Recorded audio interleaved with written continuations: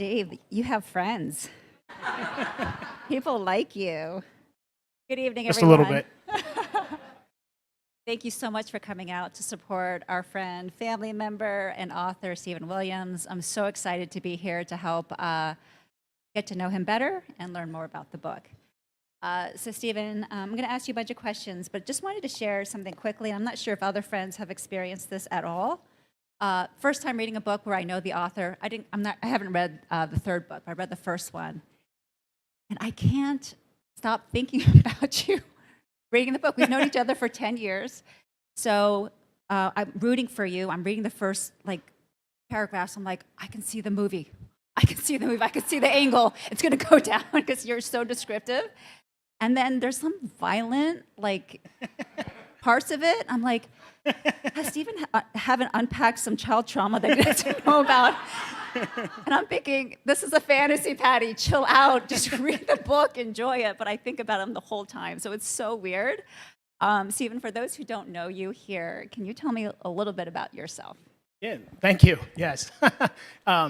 It's funny that you mentioned the violent aspects of the story because my first book was a horror novel, which no one will ever read. But I was questioning myself too writing that story.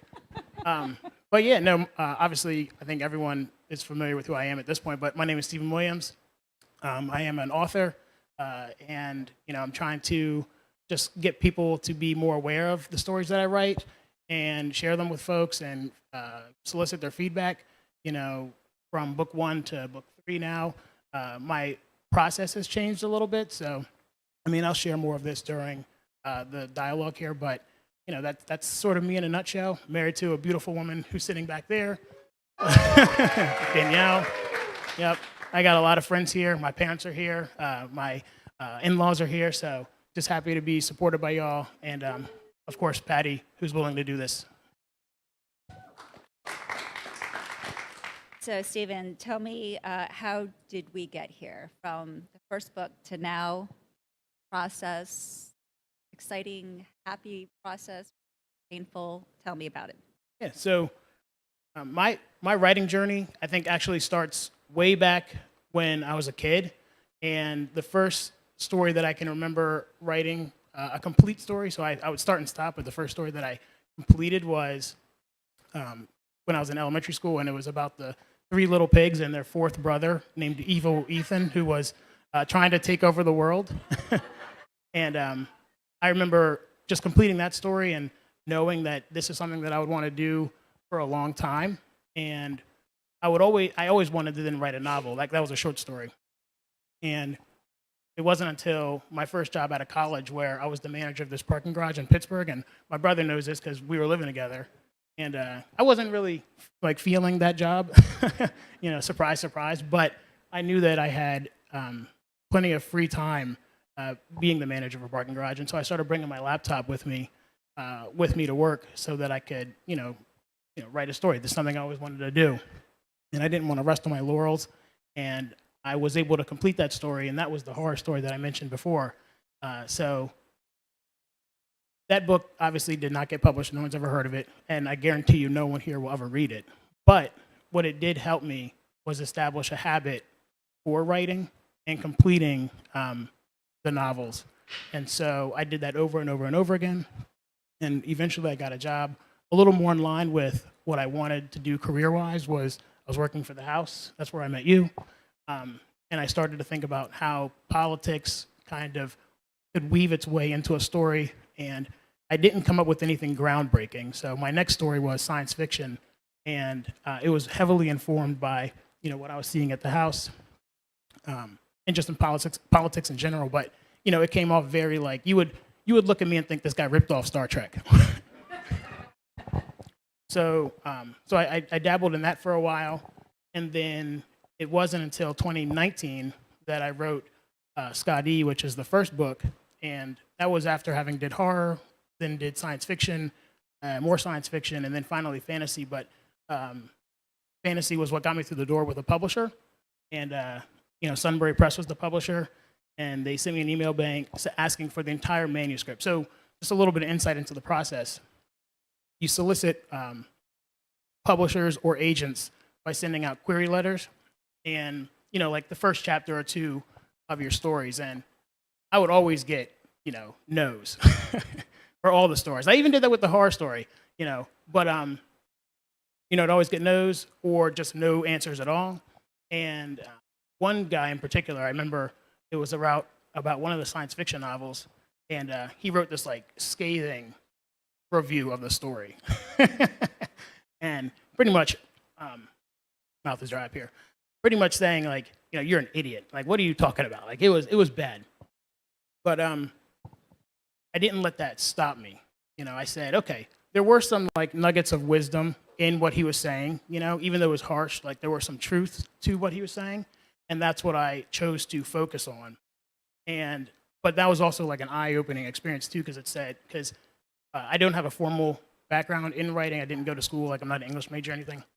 But I knew that to improve, I had to start seeking out, insights from others that were professionals or had this expertise. And I did that over time, very intentional. So it was like focusing on plot development, the aspects of storytelling. And I did that and informed this story. And I guess it worked because Sunbury Press got back to me and they wanted the whole manuscript. And then a few weeks later, they sent me a contract. And I sent that to a friend who's an attorney. And because I didn't want to get like into a Taylor Swift Kesha situation. So, and when she said it was good, she actually told me I should hold out for a better offer from another publisher. And I said, I've been trying to do this for 10 years. No. I'm going to take this one and see what happens later. Water, Steve? So while you're getting your water, I know a little bit about your work. We're in the Capitol General Assembly, and there's a lot of deadlines. It's very, it's about policy. It's very straightforward.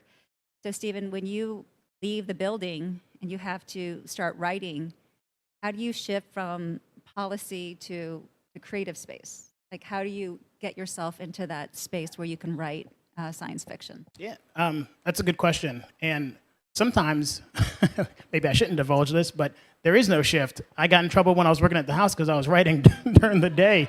And the chief of staff at the time was like, you can't do that, Steve. You do that again, you're out of here.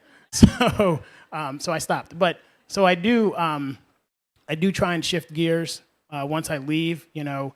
It's not necessarily like I try and divorce the two roles, but I do try and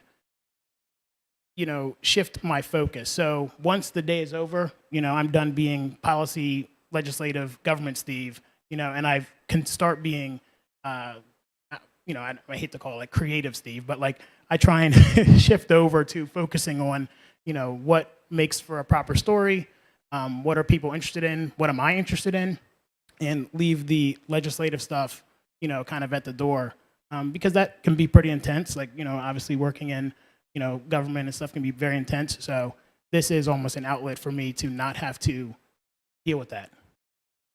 Great. So for those who haven't read the first two books and not understanding the whole theme, so this is Norse mythology. What in the world is Norse mythology? Yeah. So I think almost all cultures have some form of mythology. And Norse mythology stems from the Scandinavian Nordic part of the world.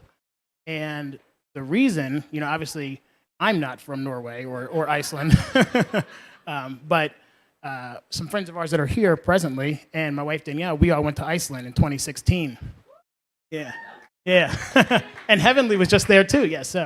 So we went to Iceland in 2016, and we went to some of these saga museums that touch on Norse mythology or just Icelandic culture.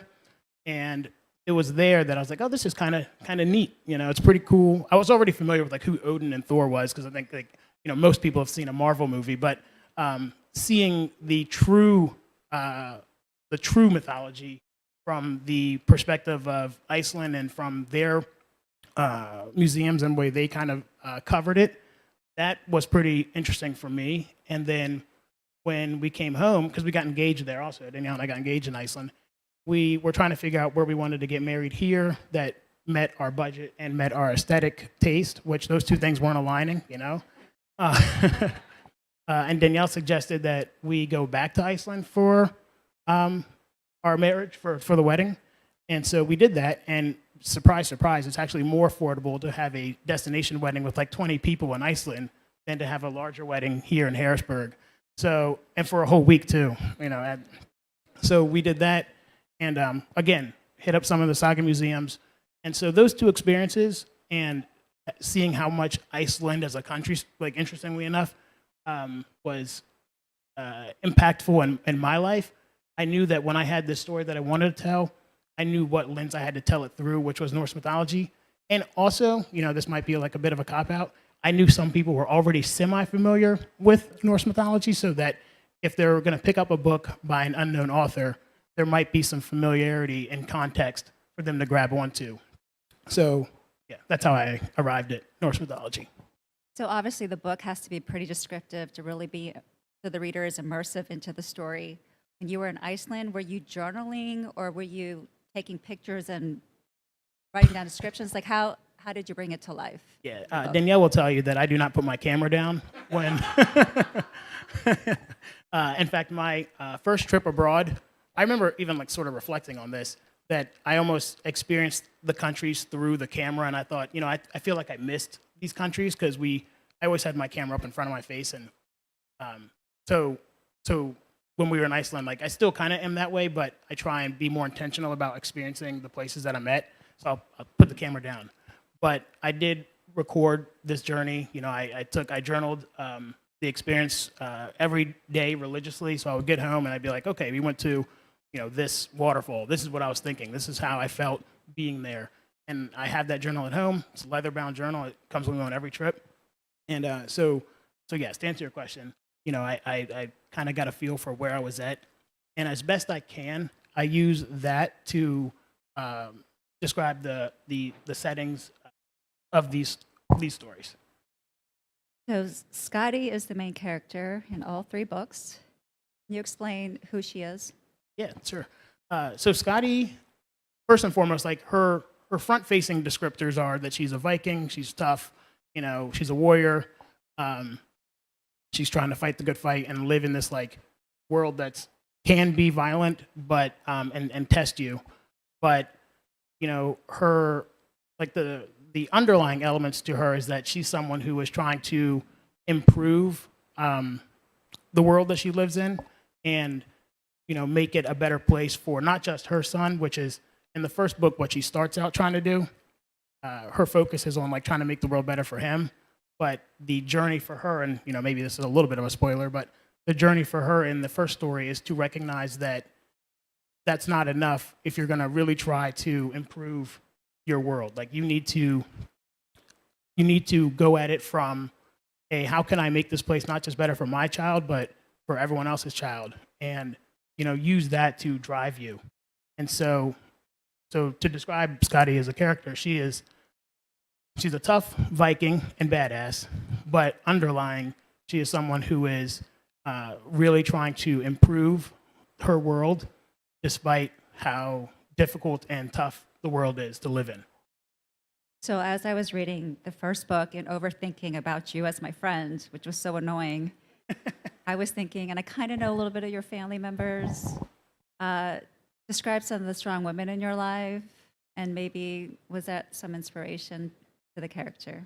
Oh yeah, definitely. So Danielle, my sister Danielle, and then my mom, definitely informed Skadi as a character. And I can't shout out all the people too, but I'll give Carrie a shout out. Whether it's an angry email or, or Rachel. But yeah. So Danielle, my mom, my sister, chief amongst them, definitely informed Skadi as a character, and I think it really does shine through in how she is portrayed and how she interacts with her son. Which some people think the son is me. I can tell you that wasn't intentional, but like, so yeah, thanks.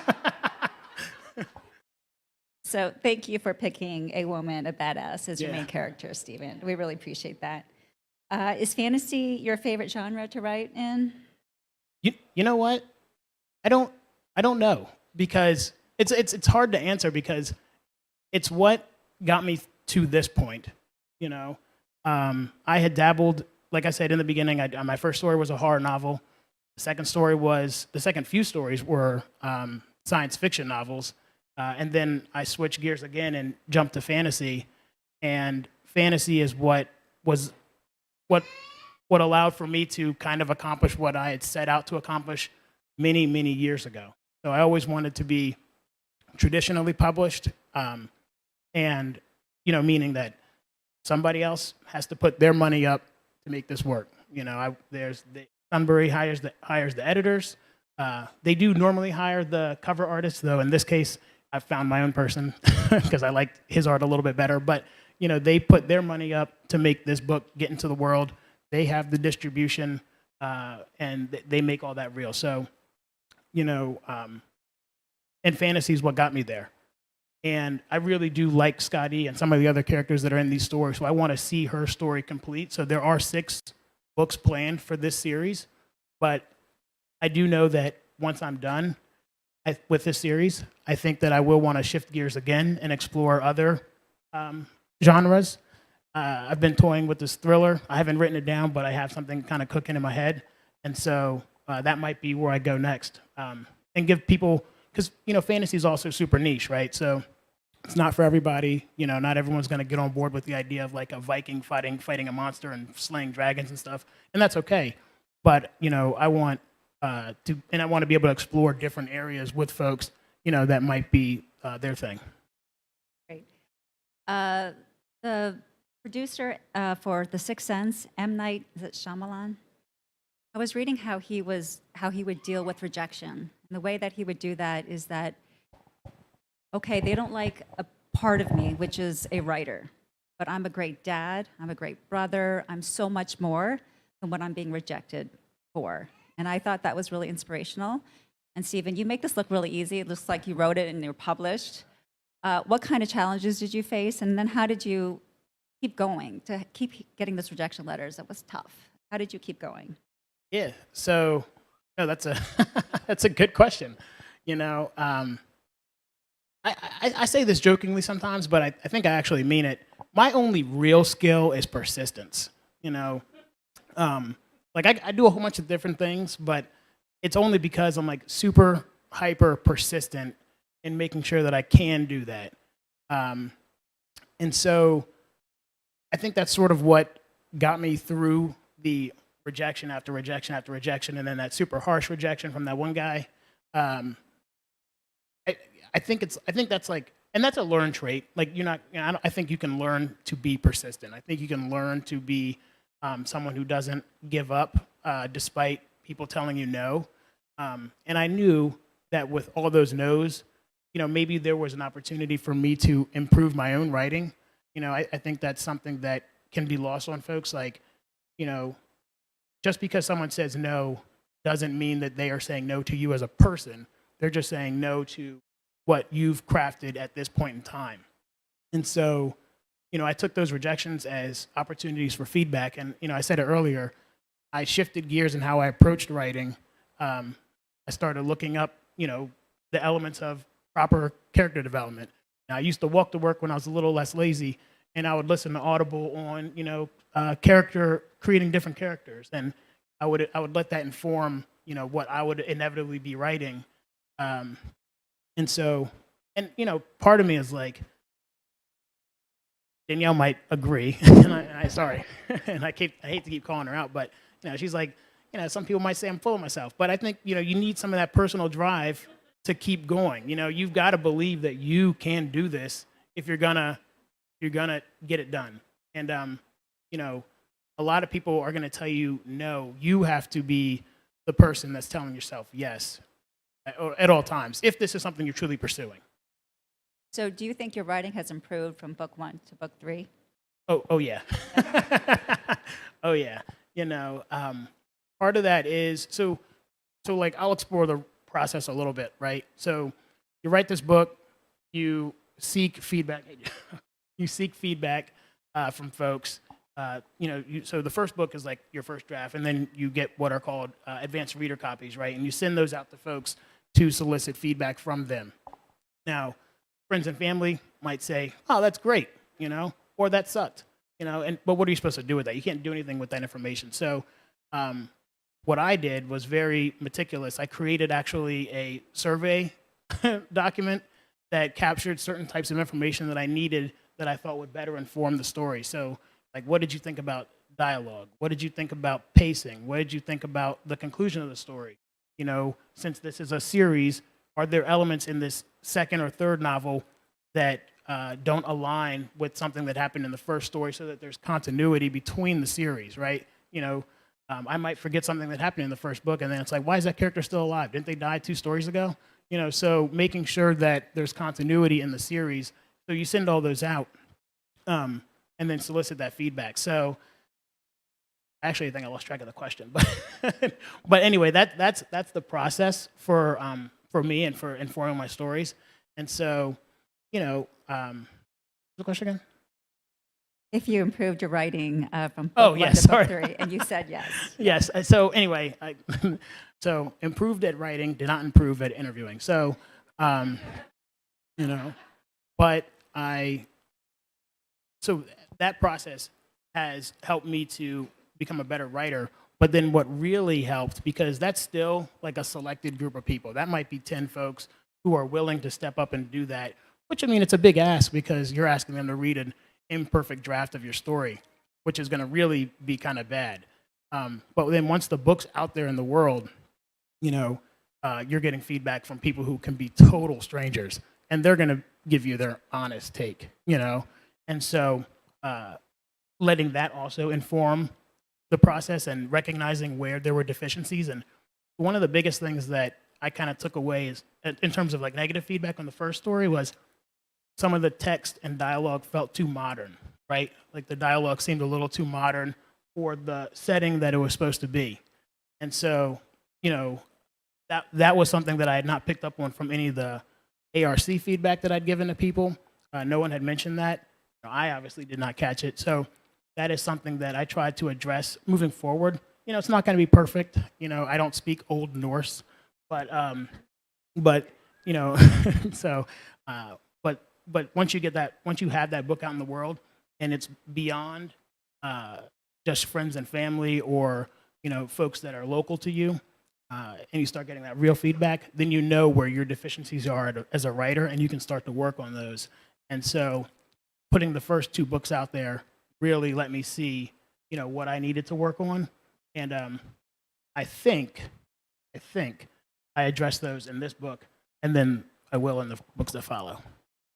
Love it. So let's tease out the story a little bit. We have a Viking warrior. She's a mother. She's protective of her son. She goes through a lot of different battles. So who's the bad guy in this book, Steve? So in the first book, the villain is what's called a Jotun or Jotnar, which is in Norse mythology sort of, it's almost a catch-all. It's not necessarily a monster, right? It's like in Norse mythology, all the creatures sort of break down in a few categories. Like there's humans, there's the gods, there's elves, right? And then there's like this fourth element, which is the Jotnar. And even some of the gods are part Jotun. Like everyone's familiar with Thor. Thor is part Jotun, but it's not super highlighted. But it served as a interesting foil to Skadi, because it's sort of a nebulous character that's doing bad in the town that they live in. And so, and it was an interesting creature to explore, because part of the fact that it was so nebulous in terms of its how it's defined meant I could kind of do what I wanted with it. So, you know, I say these books are Norse mythology, but I think a more accurate take is Norse inspired, because I do take some creative liberties, and I'll continue to take those creative liberties. But but you know, so that's the villain. Very good. Okay. We have a couple more questions left. If anyone has questions in the audience, please think about it. So there's again, I'm not a violent person, but there's a lot of violence, Steve. A lot of sword fighting, something about a horse cut in half when somebody woke up. Oh, I forgot about that. Never mind. Very entertaining. But I have a feeling, knowing you, you have a deeper side.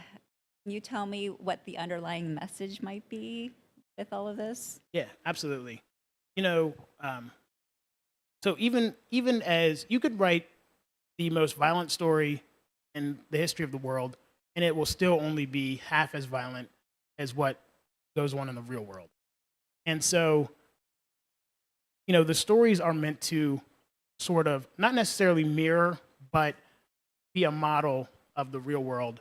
And the underlying theme and element that pervades through each of them is that if you want to see that sort of world changed for something better, you're going to have to be an advocate for what those changes are, and really fight hard for them, despite how tricky and difficult that might be.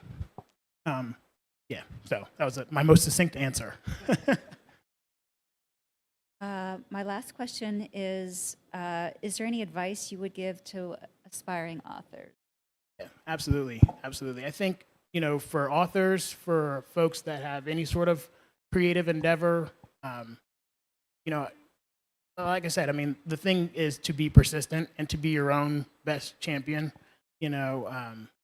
You have to truly believe in what you want to do and your vision. That doesn't mean the vision can't change. It doesn't mean it's not malleable, but you have to be, like, that drive needs to come from you, and you need to find people that support you in that effort, because that'll get you across the finish line. Whatever that finish line might be, that's for you to define. For me, it was to be traditionally published, to get my books out there in the world. That might not be everyone else's goal or finish line or what they're trying to do, but whatever that might be, it's going to require you to have drive and to surround yourself with folks that believe in what you're trying to do as well, so they can sort of carry you along when maybe you're running on fumes. So, Stephen, I'm just going to end with this, that, we have some people running it for office, some at the top of the position, and I'm here because a good person is winning. I love that. Stephen.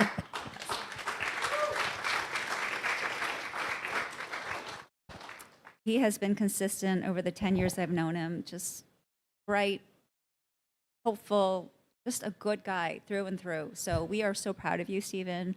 You're a role model to so many people, and we're grateful for putting yourself out there, being vulnerable, and keep persisting, because you belong on stage, Stephen. Thank you.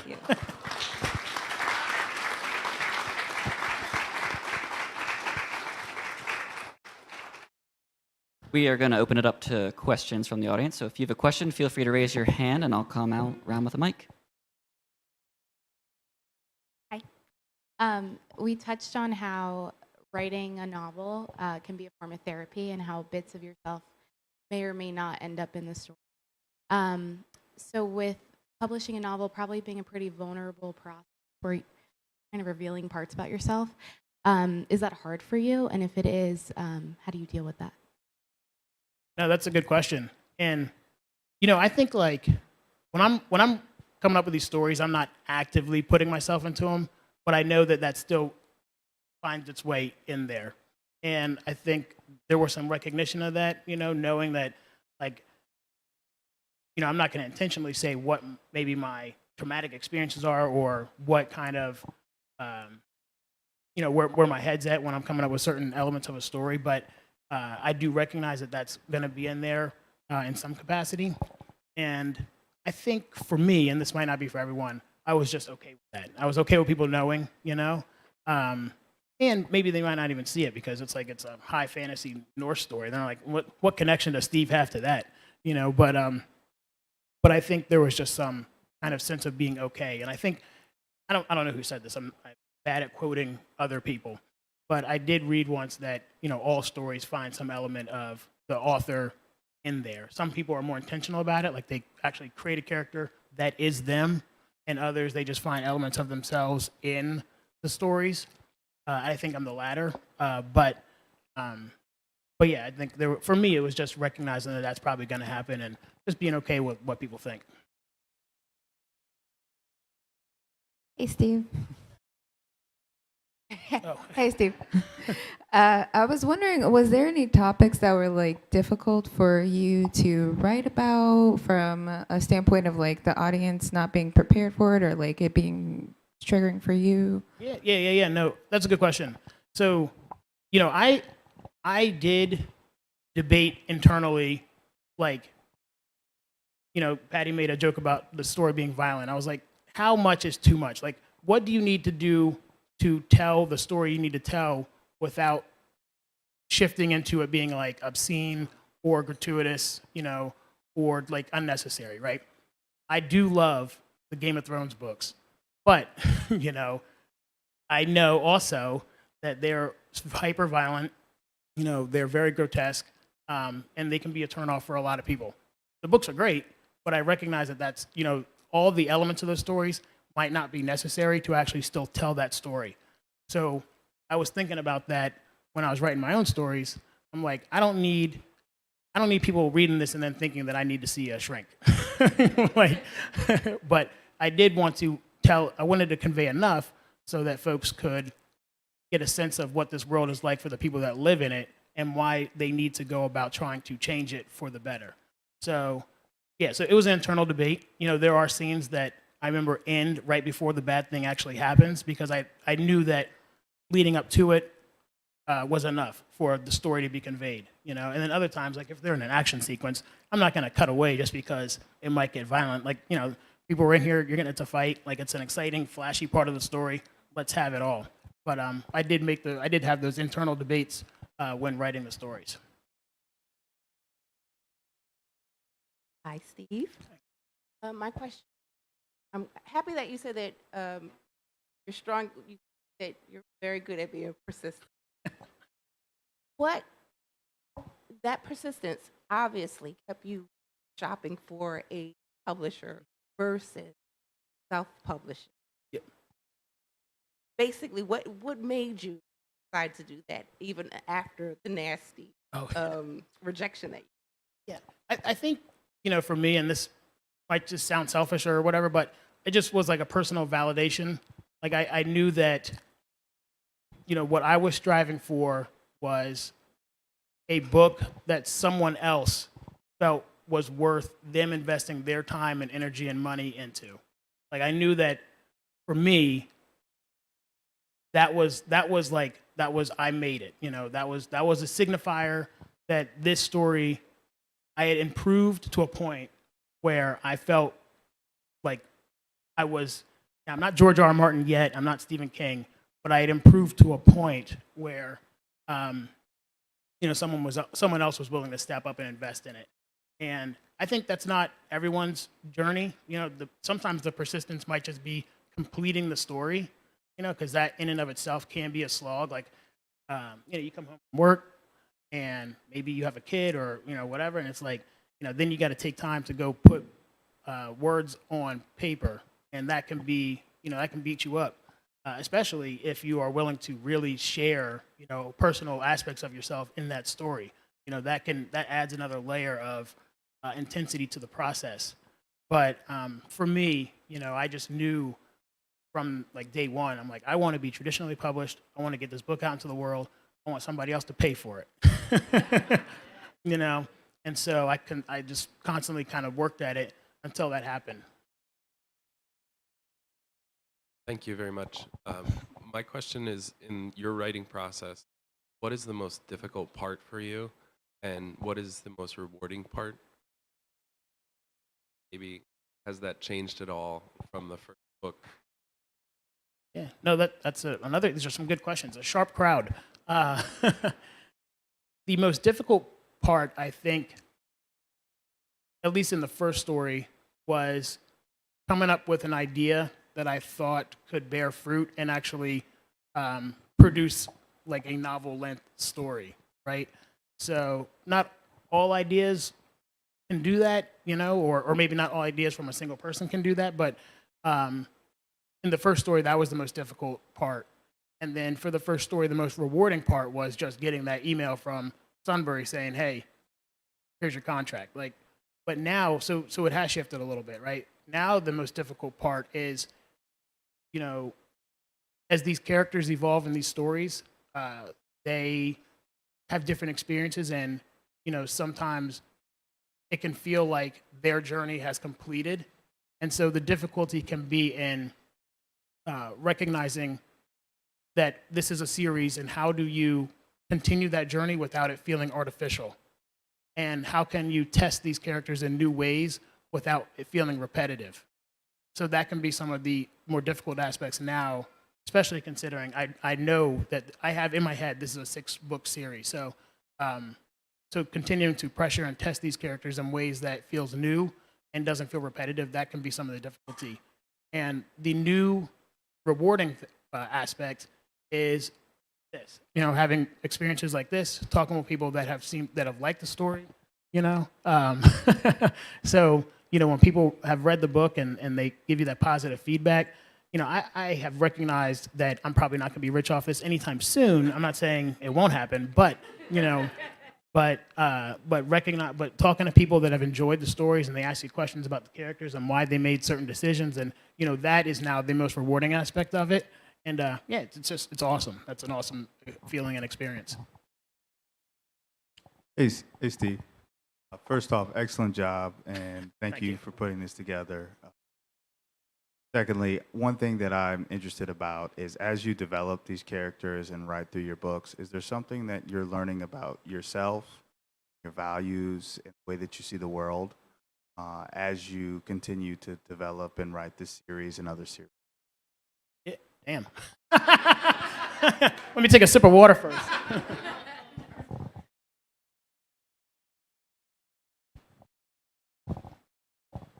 Yeah. Yeah. So, yes. The first answer is yes. I have recognized that for me, and I try and weave. This is why I try and weave that advocacy aspect into each story. I want people to continue to push for, you know, the world to get better, right? That can be in different capacities, right? And not everyone is going to be like a rep or you know, or an engineer, or you know, or a different path, right? But I want people to continue to push for a better outcome for each subsequent generation, right? So, and I try and weave that into the stories, right? So I think that is like a value that I think I knew I had, right? But I wasn't 100% sure on it. But now I'm like 100% sure on it because it's what keeps coming up as I'm writing these books. I got another one for you. Where did you learn the values of hard work that help you with your persistence and understanding that you need to continue to grow and improve with everything that you do and like keep growing and making these books better and better as you go on? Thanks, Zach. My parents plugged that one. No, that was on me. Now that one's definitely my parents. You know, they're right here in the middle. My mom's a teacher. My dad's a professor. So that one came from my parents and my siblings too. You know, I'll say that as well. Like, you know, I'm the oldest of 4. You know, I had to lead the way. So, you know, that came from my family. And then I had some really good friends growing up too. And my wife, Danielle. she keeps it going right now, you know. But, you know, no. But, no, yes. So thanks, Zach. But, yeah, definitely started with my parents and, you know, seeing how they continue to persist and work hard and provide, like, a really good opportunity and upbringing for my siblings and I. You know, I recognize that we were very, very privileged, you know, growing up. We went on vacation every year, even during the recession, you know. So, like, I recognize that more now, looking back, than probably I did growing up. Hey, Stevie. Proud of you, mate. Thank you. And thanks for the sandwiches, by the way. Those were delicious. Yes, thank you. You talked about, at least in your first book, that your work in the house influenced some of your topic. I'm curious if now that you've done 3 books, if your creativity and your role as an author has influenced your work as a public servant. Oh. I'd be curious to hear how that's played out. Man, they did not need me here. I'm leaving. These are really good questions. Yeah, these are good questions, and damn, like, you know what? I think so. Like, you know, when you're writing these stories, you're flexing the creative muscle, right? And I think that people can have a tendency to sort of fall into what works, what doesn't work, and stick to that. And this is not necessarily always the case, but like there's a hesitancy to look at things from a different angle. And I think that, being an author, working on a creative thing like all the time, like I come home from work, boom, open up the laptop, I'm jotting, like I'm writing. And so I think, flexing that creative muscle does help inform my work and help me to sort of look at, the things that I'm working on from different perspectives. And hopefully that bears fruit. I'm looking at Jason over there, I see you. So I think it works. I think that, it goes back and forth. And I do really appreciate having this outlet, because the other thing too is that, like, work, whether it's in politics or whether it's in whatever you're doing, is not always going to be super rewarding. So I think it's important to have something that, other folks can't take from you, that you own this. So if you're a writer or a musician or a painter or whatever, those are your things. And so having that too as something you can lean on, when it gets tough at work, can help you be better at your job, So yeah, I think that's how I'd answer that question.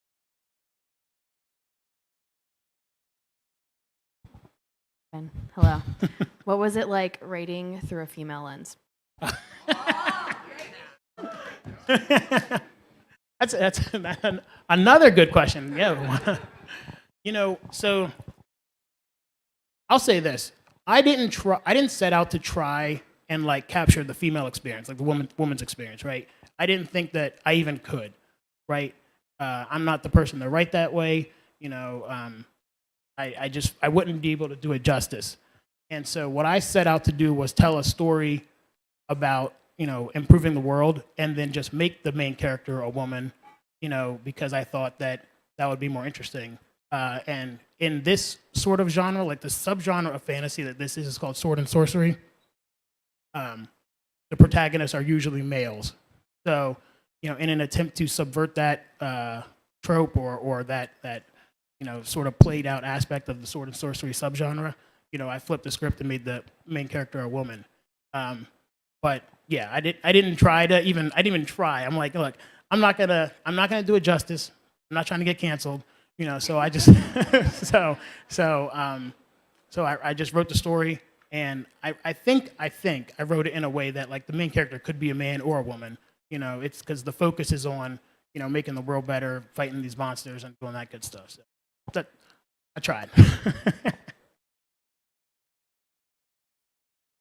Now you're published. That one back from your inner circle. What was it?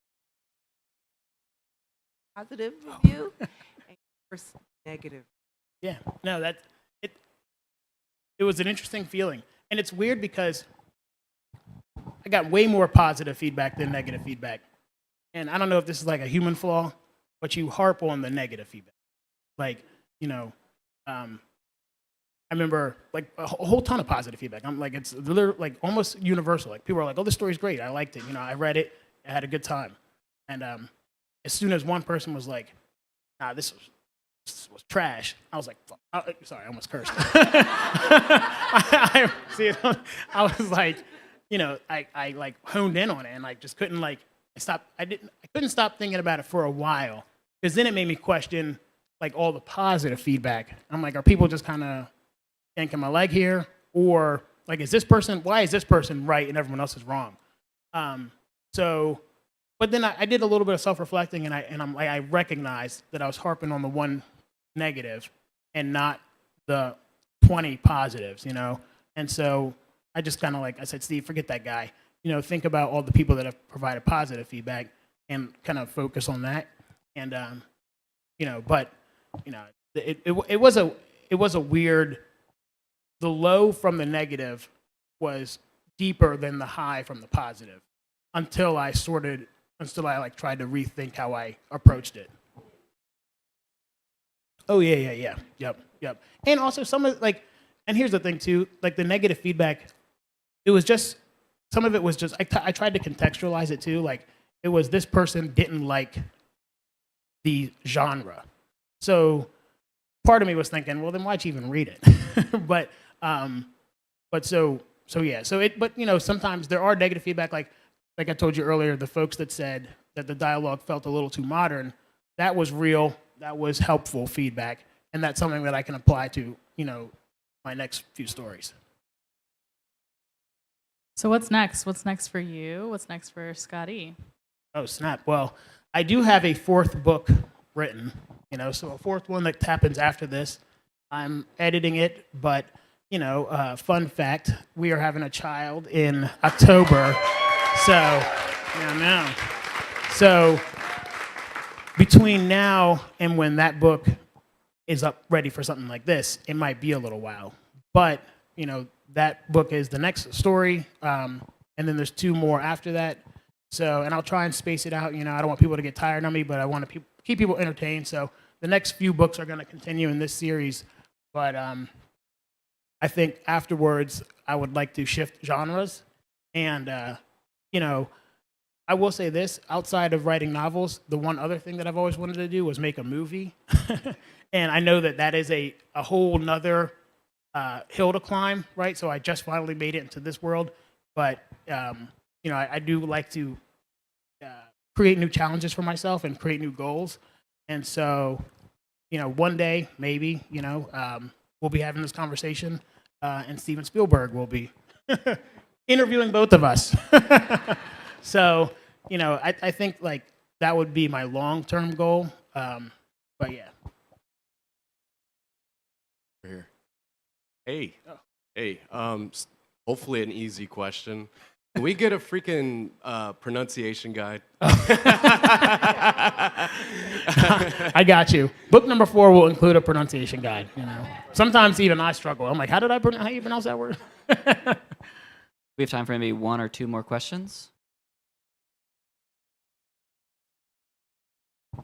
So, Steve, we're sitting here in the Midtown Scholar, and I know you mentioned George R.R. Martin and also Stephen King, but what other authors influence you, and are there any particular stories outside of traveling to Iceland and reading some of the sagas that sort of influenced these stories? Yeah, so a big one, when I was in college, I read the autobiography of Malcolm X, and that was a hugely impactful story and book for me.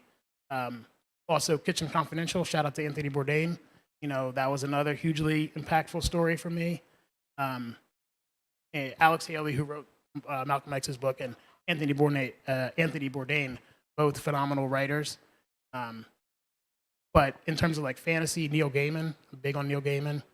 I do like George R. R. Martin. I hate it almost sounds cliched at this point, but it is a good time. I try to dabble all around, but in terms of people and writers that have influenced me, I think I would lean on Alex Haley and Anthony Bourdain, because both of those books also hit at a super impactful and transformative time. Like I was right in the middle of college, I was studying abroad, and like don't read Malcolm X while you're in Europe. You're gonna come back looking at this country a little different. So, but both of those stories, both of those books were really impactful for me. And so, yeah, I think that's what I would say. This will be our last question in the back. Dedicated some time to the school board. Is there any part of the story dedicated to the pen project? Say that again, sorry.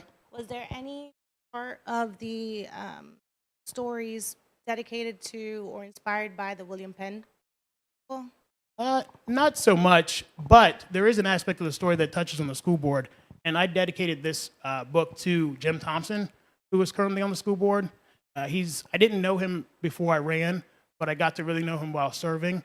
And he's just so I talk about advocacy and like types of public servants that we want to see more of, and Jim represents that. So not so much on the William Penn, but Jim Thompson as a school board director, he is an aspirational figure. He's very forward-thinking and relatively selfless. And so, I really got to know him and look up to him. And so I dedicated the book to him.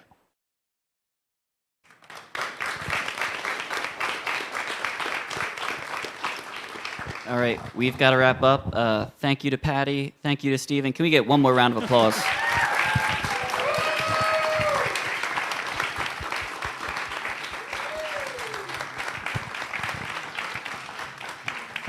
So we're going to have a book signing with Stephen over at this table here. Give us just a few moments to sort everything out. Thanks, everyone, for coming. Congratulations again to Stephen. Thank you again to Patty. Books are available for purchase up at the cafe. We've got the new one as well as Stephen's previous books.